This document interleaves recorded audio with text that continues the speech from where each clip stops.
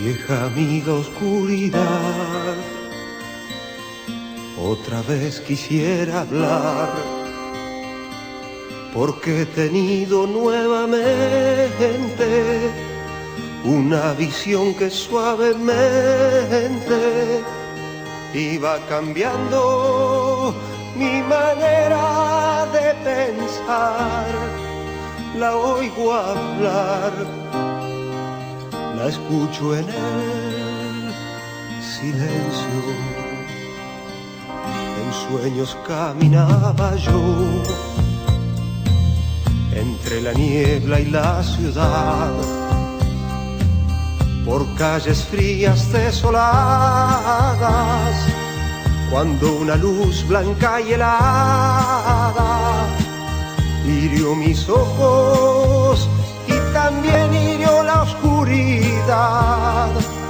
La vi brillar, la veo en el silencio.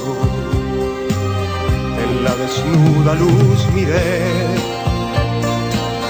y 1000 personas, tal vez más,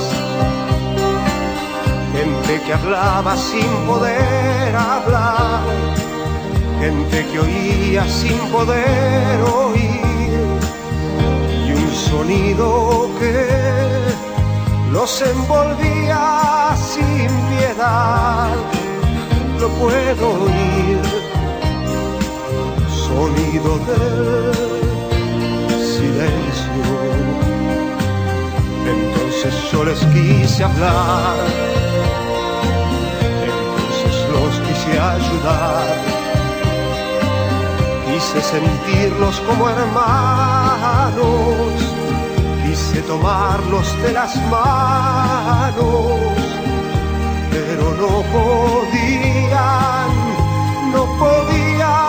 despertar ni entender.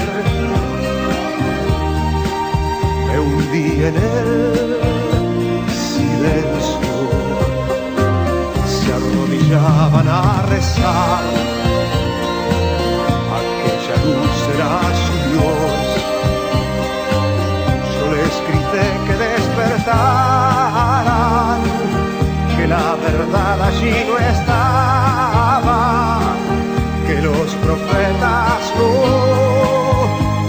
son luces de neón, y que Dios siempre habla en el silencio.